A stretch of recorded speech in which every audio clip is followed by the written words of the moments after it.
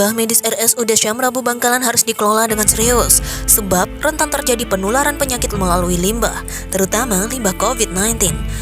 Kepala Instalasi Kesehatan Lingkungan RSUD Syam Rabu Bangkalan Muhammad Rizali Trianto mengutarakan sampah limbah rumah sakit cukup banyak. Per 2 hari limbah COVID-19 bisa mencapai 600 kg, sementara limbah medis 700 kg.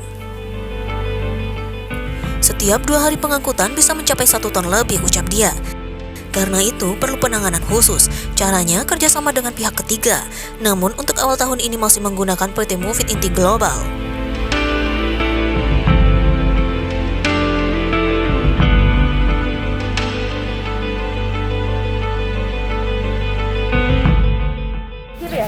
Ya, nah ini petugas juga. Petugas untuk pemilahnya ini. Jadi ini disobek yang ada tercampur di sini. Pilah dulu. Nah, masuk ke plastik kuning. Untuk dikumpulkan sini, masuk kantong. Besok kalau ada Ini ambil lagi baru diikutkan. Karena apa? Kita maunya rumah sakit tidak ada omongan dari luar. Tidak ada kasus lah gitu. Tahun 2021 belum dilelang untuk pihak ketiga pengangkutan sampah limbah. Terpaksa kami pakai pihak ketiga hasil lelang 2020 dulu, tuturnya. Muhammad Rizali Trianto mengatakan penanganan sampah limbah rumah sakit sesuai protokol tetap.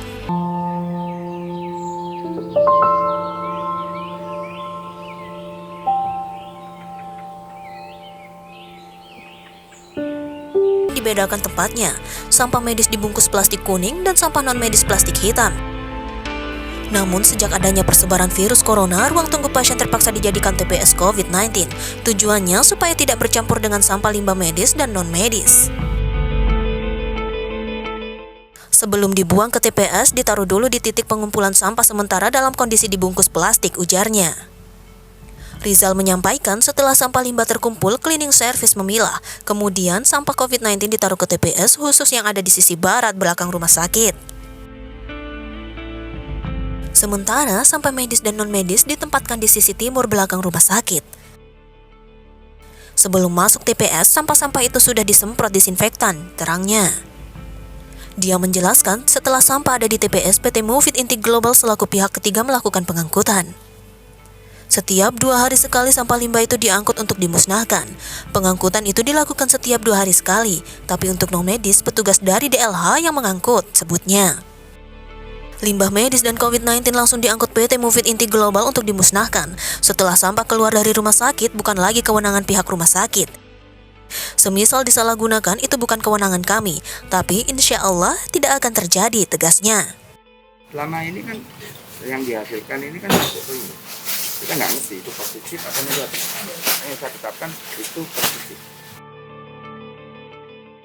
Ketua Komisi D DPRD Bangkalan Nur Hasan mengatakan limbah rumah sakit harus dikelola serius sebab sampah-sampah itu rentan menjadi sumber penularan penyakit, terutama sampah COVID-19 dan penyakit menular lainnya.